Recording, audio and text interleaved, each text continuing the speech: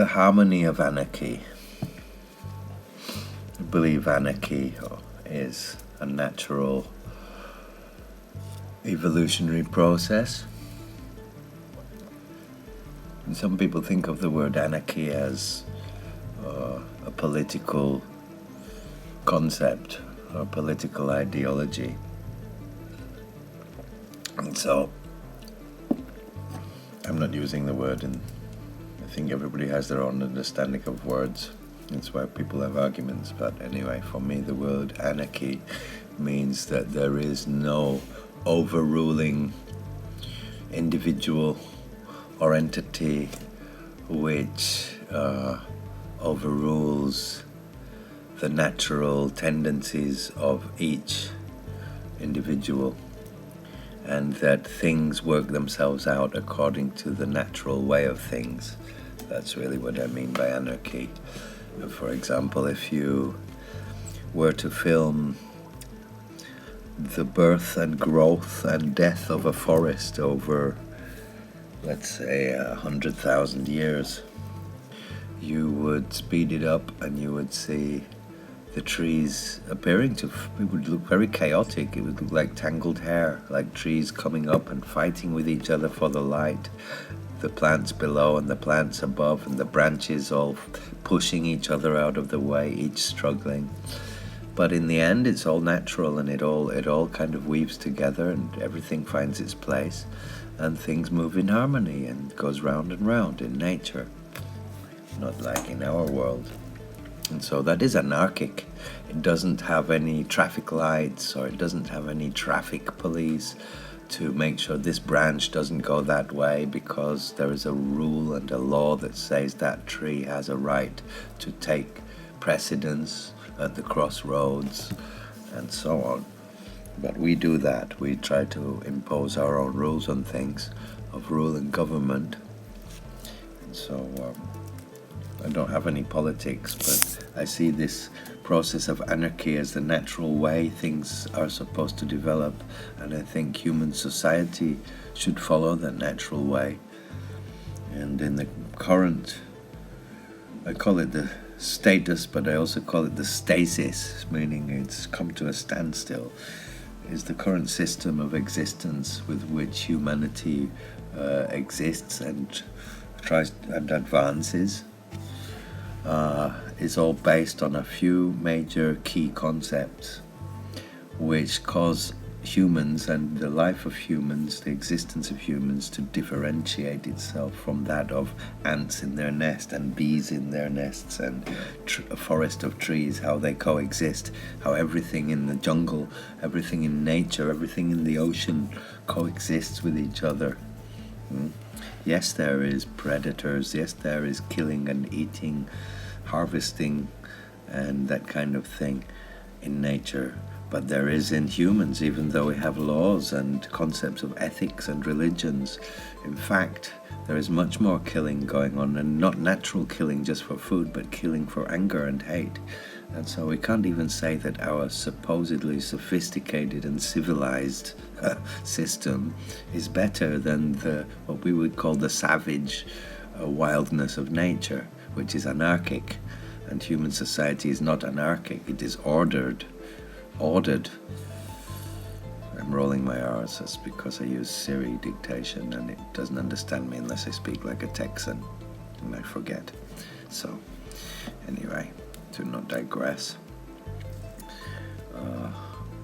I'm trying not to let this podcast get political because, as I say, I don't have any politics. I hate politics and I don't believe it should even exist.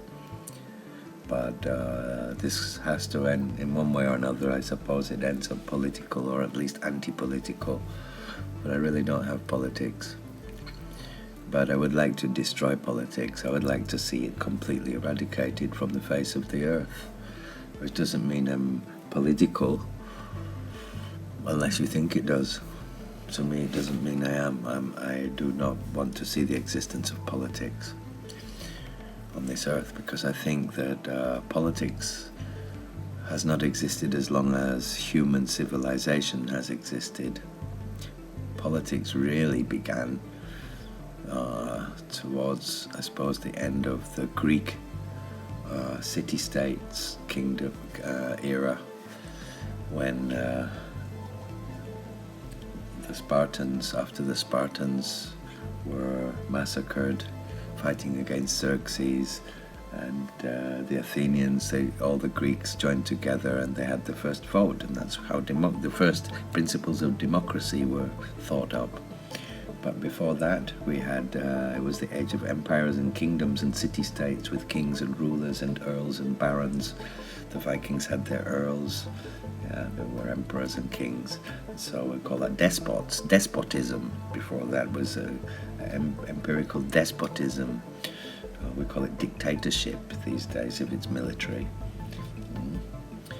And after that we had the democracy and the politics coming, which was the first time that rulers, despots and kings and emperors were unseated from their thrones, or at least, if not unseated. The Queen of England still sits on her throne, but she doesn't have any political power. She doesn't have any administrative power over the subjects of the country anymore.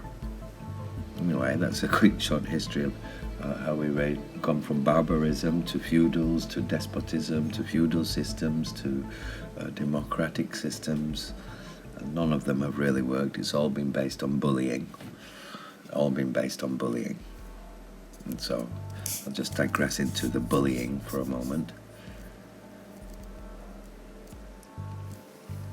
And so for bullying, I first realized the bullying that lies behind the scenes of our current state of existence, the matrix we live in the moment,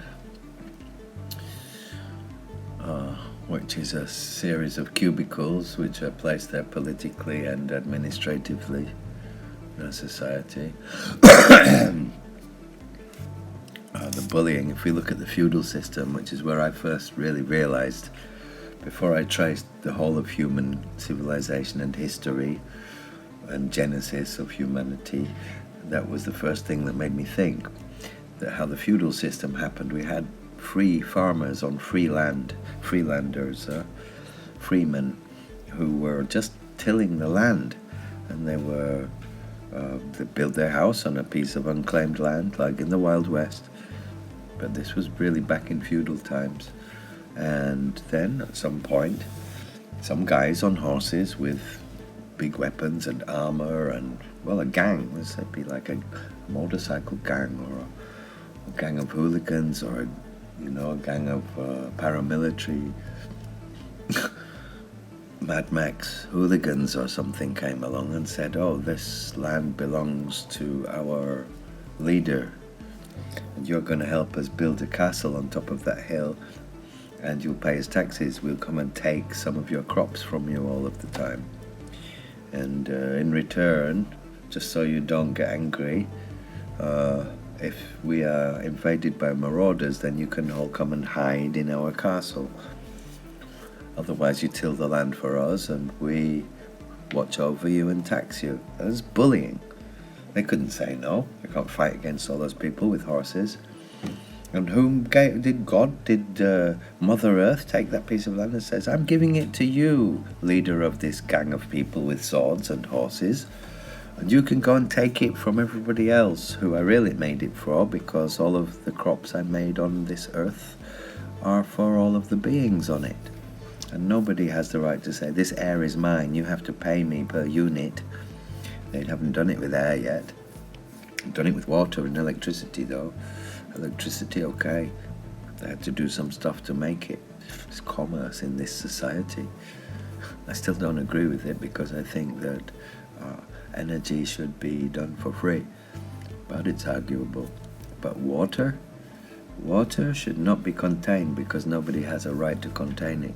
And land, there should be no such thing as land ownership, because land belongs to Mother Nature and is given for the use of all of the creatures on earth. And it does not belong to anybody, it belongs to everybody. And so the first person who said, this land is mine, who gave it to him? Does he have the deed for it? I've never seen anybody have the deed to the land for the first piece of land back in caveman times. You cannot just assume and say, this land is mine, because it was never yours to take in the first place. And there was never a piece of land that was ever there for anybody to say it belongs to them. Because the idea of ownership, this is mine, is a complete falsity. Nothing is mine. I get to make use of things, but they're definitely not mine. If they were mine, I would take them with me when I die. I can't take them with me when I die, so they're definitely not mine. They belonged to somebody else before, and there was a time when I didn't have them, and there will be a time when they'll belong to somebody else, or when they won't even exist.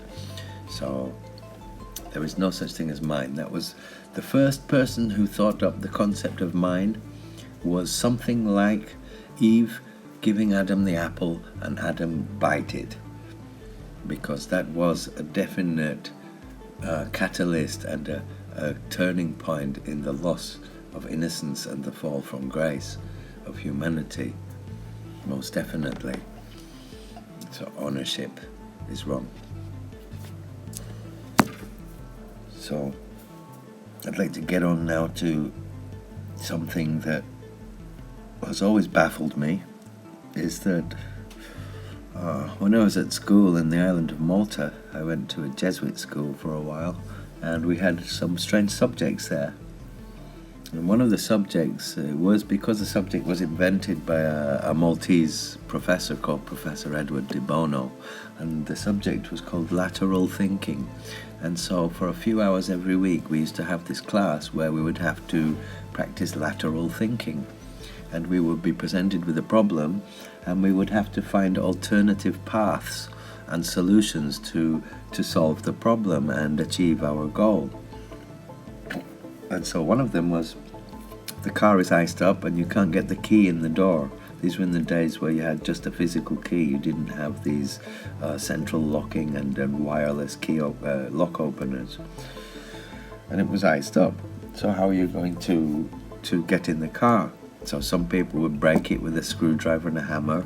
Some people would try to get the window down with a coat hanger and pull the knob up on the lock to open the door like a thief and whatever. And so one lateral thinking way to get around it without breaking the car, the point was to find the most efficient way in a lateral thinking way, an alternative thinking way.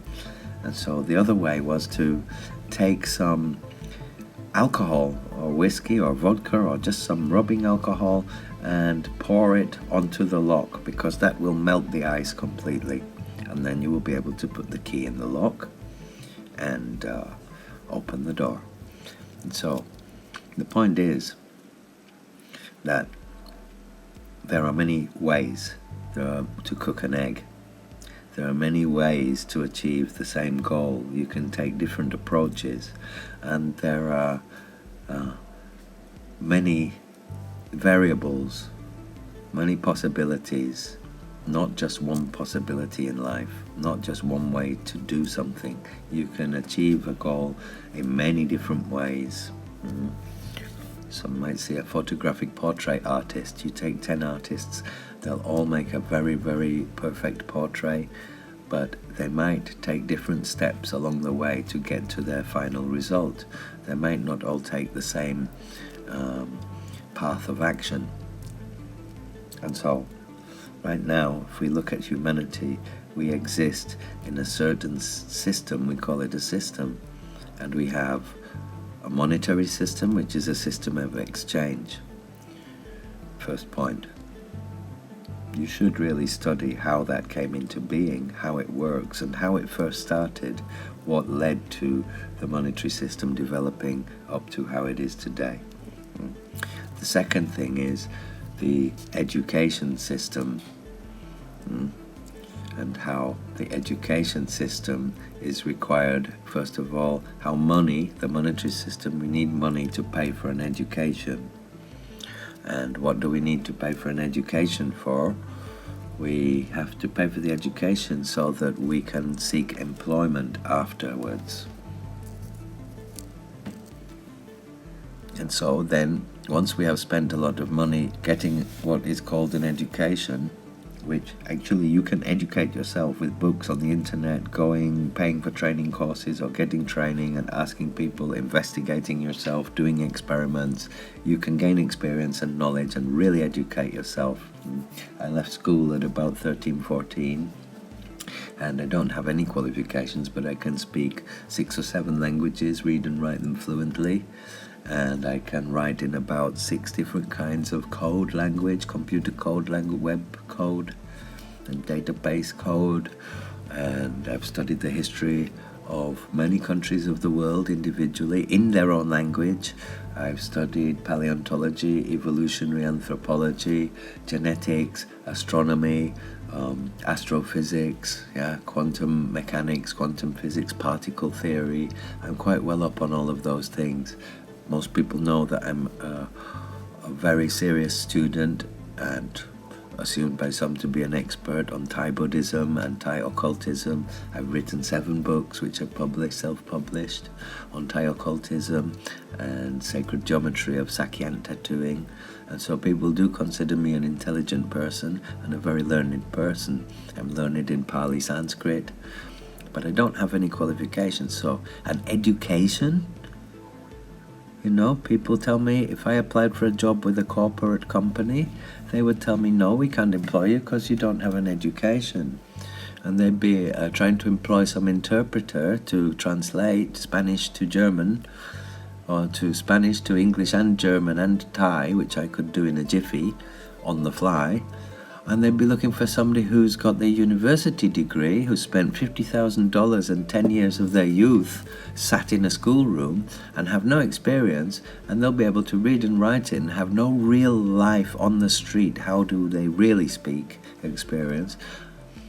When I once got married to a Thai person in Germany, and they wouldn't let me translate the marriage. She couldn't speak German. I can speak German. And so they paid an interpreter. I had to pay an interpreter 140 euros an hour to come and translate what the German registrar was saying to my to-be wife in German. And the interpreter had to translate it into Thai and explain it to her.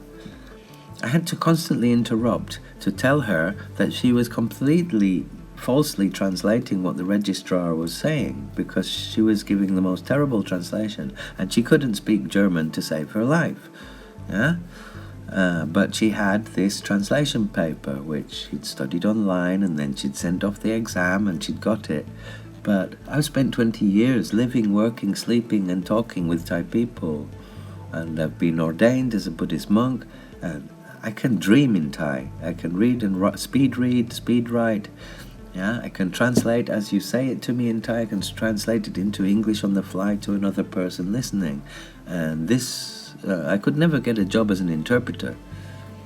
So I have an education, but it's not an education which corporations will recognize, because I don't have a piece of paper.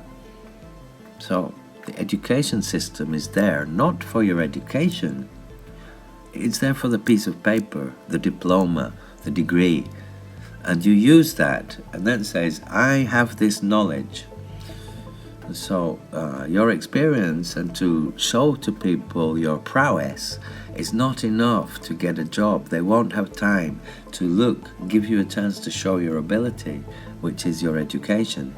They want to look quickly at a piece of paper that says you've been to university and you've had this education. You might have no wisdom in life and not know anything, but you've got the piece of paper and you've paid for it. You might have paid $50,000 over 10 years in university, borrowed from your parents, and when you go to the corporation for a job, they give you the job, and then you're going to have to spend the next 10 years working for the corporation. You're going to have to buy a car and get in debt for that, and the next 10 years you'll spend off paying back the car and paying back your parents for the education they paid for you to get. And then you need your own house for when you get married and stuff. You're going to get further in debt. Believe me, until the age of 50 or 60, you're going to be paying everything off. And a little bit they're going to take off you what's left, because by the time you're 60 and realize they've taken everything from you the whole time you were working, you're going to need that little pension they said they were going to give you. And then you just live out the last of your days on a crappy little pension. And this propagates and perpetuates itself. It's a monetary system with banking and debt and loans, with an education system and an employment system. And let's not forget, in olden days we used to go hunting, or we would go and pick fruits, or we would farm a field, and we would go and exchange our corn for salt and some ducks, and somehow we would have enough things to exist with, and we would live. But we were self-employed, we were free men. And then this barter system changed to a monetary system, and it was with the monetary system that some people started to get a lot of gold and silver coins and able to start to have more than others and pay other people who had less to be their slaves. You go to work at McDonald's serving hamburgers, you are their slave. You don't have a life, and it's all because you want these little greenbacks. Just to get those greenbacks, and what do you need to pay them for? Get those for? You need those because you need to pay your tax man. You need to pay back the education which you needed to pay for to get the job at McDonald's in the first place. And so on. And it goes round and round, which is why I used the word matrix at the beginning. I wasn't talking about Keanu Reeves or some kind of virtual reality. I'm talking about physical reality, that we're caught up in a matrix of cubicles. One of them's called the education system, one's called the Rabop Rap Jang. Rap means I let you hire me. Hiring and the hiree and the hirer. The hired and the hiree. So the employer and the employed. I mean, somebody's paying for you to do all the work, and they make most of the money and give you a little bit. How does that sound? Yeah, because if they weren't making a lot of money and you doing the work, you know, if they were making a lot of money, they wouldn't be having you do the work.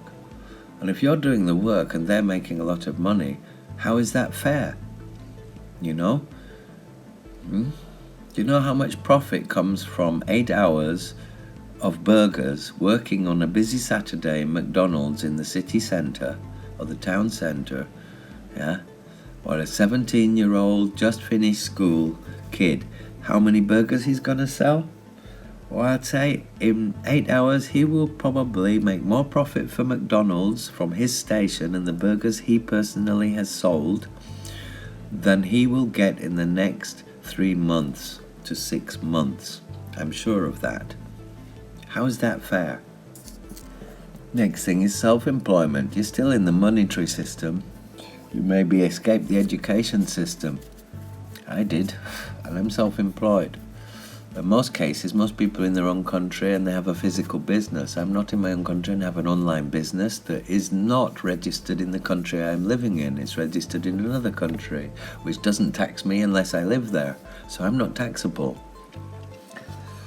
And so when I look, I live quite well because I'm not taxable.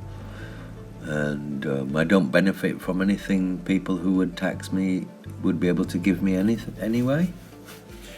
And so I don't use most of those public services, and I don't have the right to, because I don't pay tax, and I'd rather just pay myself. So like state medical aid is rubbish anyway. I would rather just not have to do that and make my own money and pay for it myself, of the quality I wish, according to what I can afford. So self-employed, if you're in England or America, and I do online business, I read forums of other people in America who use the same online software I use, and they're talking about shipping. I use the Thailand Post registered airmail. It's very cheap, and I offer free postage for most items. Other people in America, you want to sell a $5 postcard or a $5 set of 20 incense sticks or 10 incense sticks. Yeah? Well, the postage is going to be $10, or if you want to send it UPS or EMS, it's going to be $50. So you can't sell a $5 item online, logically, unless a really rich person who's in a hurry wants to buy it and they don't care about the $50 EMS. But, you know, and the taxes and all of the requirements to be able to accept credit card payments online. You have to make sure you've been registered as a real company and this, that and the other with this ministry and that ministry, which means they've got you, which means pretty soon you're going to get a tax bill that's even bigger than any profit you might have made. And even though you've got a lucrative, good business, you're actually still going to be slaving your ass off all day just to pay off what the leeches are sucking from you, meaning the government, the taxman, and all of the legal requirements, and all of the paper hassles and the registrations you're going to have to do, and interference, and have to be involved with, having to be entangled with lots of other agencies and people and offices. I don't do that. I just live. I wake up, I write my websites, I sell my stuff online, the money goes onto my bank, I send the stuff to them, and I stay home. And I don't have any letters coming saying, you need to let us suck your blood. No way. And in that sense, I am an anarchist. So, I live in harmony, and I don't have a chaotic household. It's very neat and tidy, and everything has a system, but it's a natural system. It doesn't need a system of rule and government. And as I said, we have so many paths, many ways to cook an egg. Why does humanity assume, or never try to break out of, or look at other possibilities, break out of the coconut shell of the monetary, education and employment system? Because there are many other ways. The only other way which anybody ever tried, which I think is also bullshit and never worked, was communism. That's politics. That's not anarchy, and it does not flow with the natural way of things, with Mother Nature. There is enough to provide, but it has to be distributed, not contained. I don't build a dam and keep a reservoir and say, right now, if you want to have water, you have to register your village as being part of my country and under my rule, and then I will allow you to connect some water pipes underground, or I'll do it because I'm going to make profit from you after, as soon as I pull some water pipes under the ground to your village and let your village become a municipality and give it a name and its own signpost, then you will have some roads, and you will have lorries and trucks coming in bringing stuff to you, and you'll have water. But you'll also be chained to me for the rest of eternity, and you're going to be paying water bills and electric bills and highway bills and this, that and the other, and taxes, and have to obey our laws for the rest of eternity, and your kingdom has just become mine. And that's how we get trapped in it.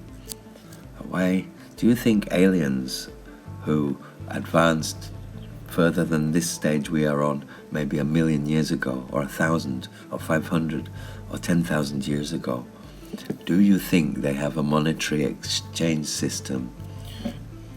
Do you think that they have a need for a United Nations to stop all of the different continents?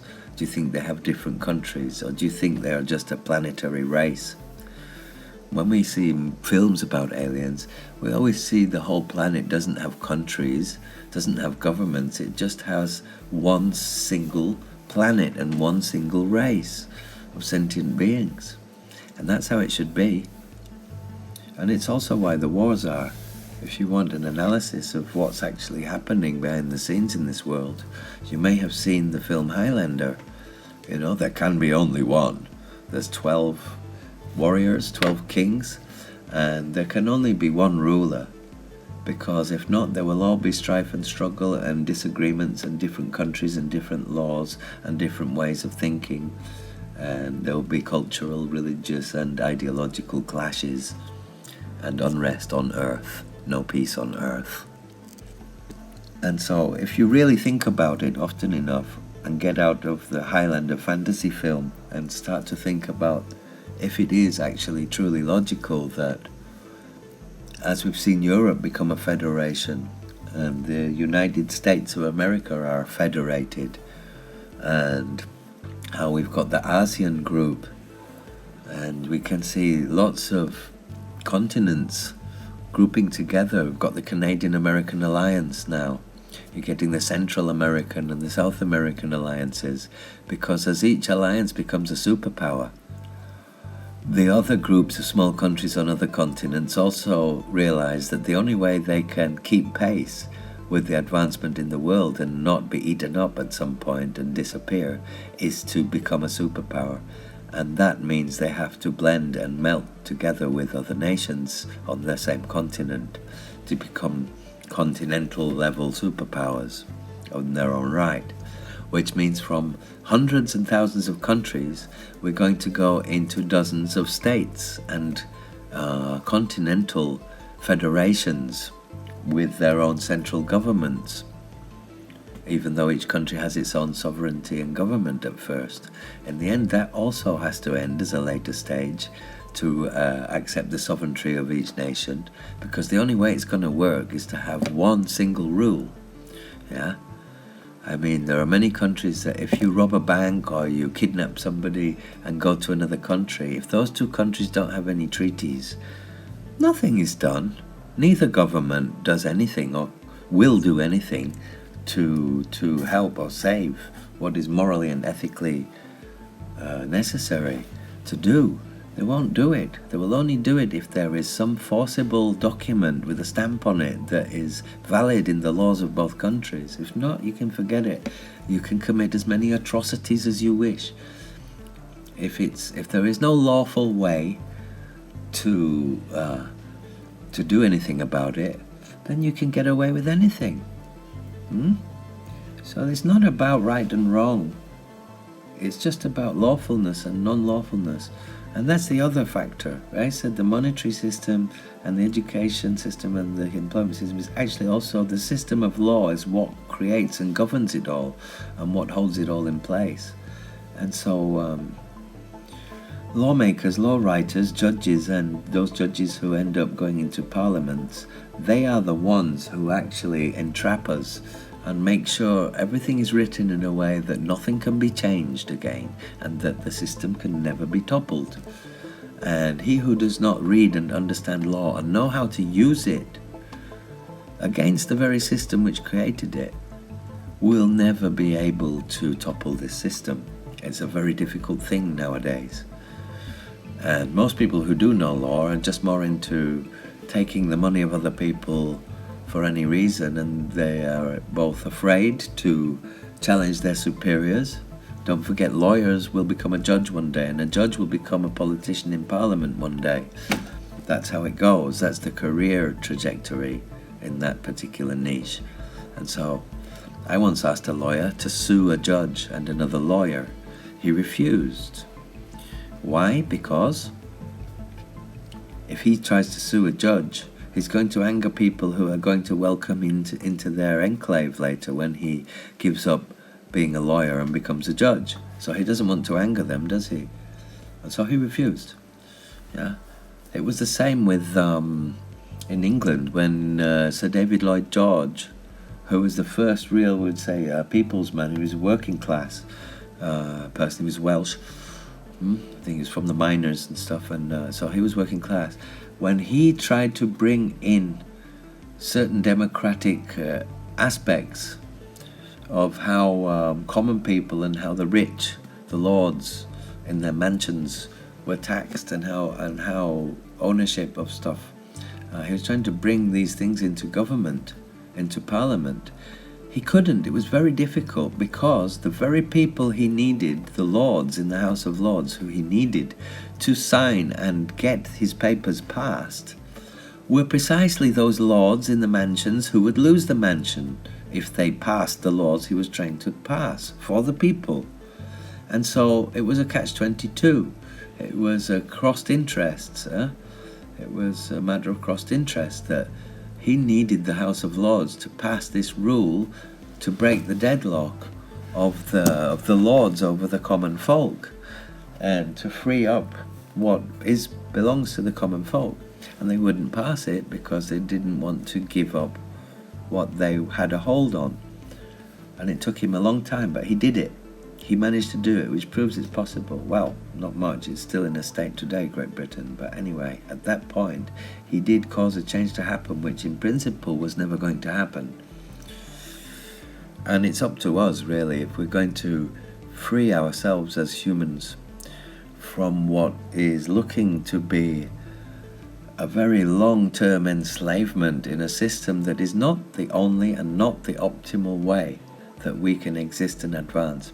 In fact, if it weren't for people like Elon Musk, who is doing the SpaceX program, who is delivering, he's done the first rocket ship that can actually come back and land and doesn't have to be jettisoned and destroyed in the atmosphere and come plummeting back to Earth as a piece of rubbish, that are making it more possible to make space travel more viable for humans. And Virgin Atlantic trying to make it Virgin Galactic to make it possible for the public. Because out in space, most people still assume that's only for government officials and the Army and the Air Force and NASA. They don't think it's somewhere where anybody can go. You know, like you can go out to the local park on Sunday and do what you want. You should be able to get in a craft and go up out into space. It doesn't belong to anybody. It's not the sole reserve of the military. It belongs to everybody, but they don't seem to want us to think that who are they? We, our own system, has developed in a blind way, and it doesn't allow us to do that. But people like Elon Musk and Virgin Galactic are going to break that deadlock and make it possible. There's a lot of things we have to break. But if we didn't have a monetary system and we just had our efforts and willing to help, and architects because they like architecture, not because they need money. So if we didn't need any money and we had all day to do what we want, we'd probably have the best architects, because we have some really genial architects who have to work as a dentist's assistant, but they'd rather work as an architect, and they would be much better at it, but they don't have the diploma from the university. But they actually spend all their free time as their hobby studying and practicing architecture. This kind of person would be like Jimi Hendrix. Didn't know how to read music, but he played the guitar like the devil himself. Yeah? Okay? And so, Janis Joplin, she never went to music school. And so on, You look on Britain's Got Talent sometimes, or America's Got Talent. Not that I like that kind of stuff, but you can just see common people. I see prettier people on the street than you see in Vogue magazine, and you don't need a diploma to be able. And in a world where everybody would be free from their job to just do what they want, you'd be doing just what you want and what you do best. And the world would be full of people who do what they do best. And you wouldn't just do it and think, what a waste, I wish I could do something for the world with this ability I've got. No, you'll be able to present your architecture, put it online in the database, and the robots that build our houses how we want, and we don't have to pay for them because we've got endless supply of renewable sources.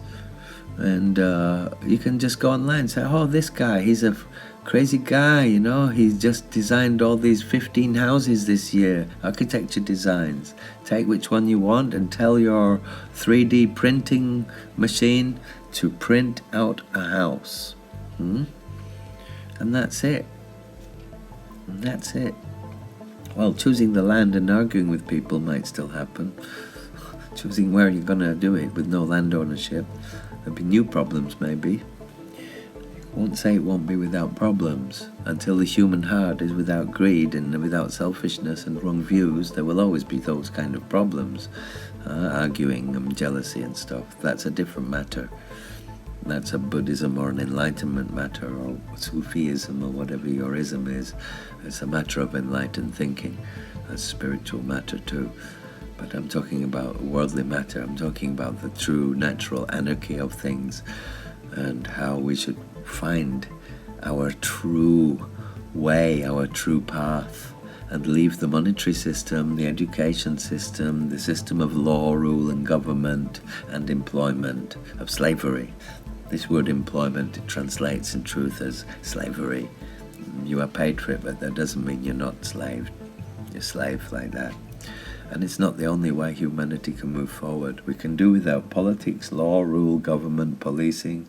Do you know the police only existed since a few hundred years? There was something 1,000 years ago in China similar, but that was military, really.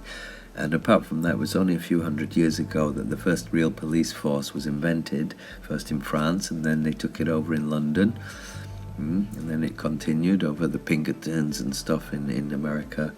But for tens of thousands of years before that, and many thousands of years since civilization, since we knew how to write and plant and animal husbandry and pottery and sciences, mathematics, since we were already truly human, we didn't have a police force. We've done quite well. Okay, some terrible things happened, but it's still happening now. Look at ISIS, Iraq, all of that. It's not any different. Our system doesn't improve that, and so you didn't need a passport to go anywhere. There was no immigration problem because everybody went where they wanted. Didn't have an immigration problem then. Yeah, there was less people around, but anyway, I still don't think that's why we didn't have an immigration problem then. Didn't have an immigration problem because people were free to come and go. And so once they got into England, they didn't try to stay there because they could just come and go as they wanted. It wasn't, if they go again, they won't be able to come back once they've got in once. That's how it is now, and so they try to stay. Without a money system, you'd also don't have the social security, free money for those who don't have a job. And so everybody wouldn't need that. But there's enough things to do for anybody with a brain who's willing to do something, believe me. Yeah. Anyway, so I think, if humans could learn to consider what if we didn't have a monetary system and a political government rule, law and order and employment and education system, but we had all of the sources and resources for self-education through curiosity and all of the channels to be educated. These days with artificial intelligence, in the future every child will have a companion robot that will be programmed to, like Siri can answer my questions now, it will be able to interpret and guide and raise any child and educate any even adult, be a companion throughout your life. And we will have an artificial intelligent mascot or companion with us, and that will be our school in the future. And we won't need any money really, because resources can actually be renewed and endlessly supplied. But it needs a lot of imagination, and it would need some fine-tuning after it was created, such a new system. But I think the monetary rule, law, education and employment system has to come to an end. And for that to happen, people have to see what it is, and to see that there are other ways to cook an egg. There are many ways to cook an egg, and this isn't the only way, and it's not the way that everybody finds delicious. It's only delicious to a very few people, and to the rest it's not very tasty. And so how about we try to cook an egg that is universally tasty to all parties, which doesn't benefit some more than others. Because with a monetary education, law and employment system, it's not going to happen. Yeah, so Sir John Spencer, being an anarchist and a sovereign individual, which I'll talk about next time, the sovereign individual, signing off. Have a nice day.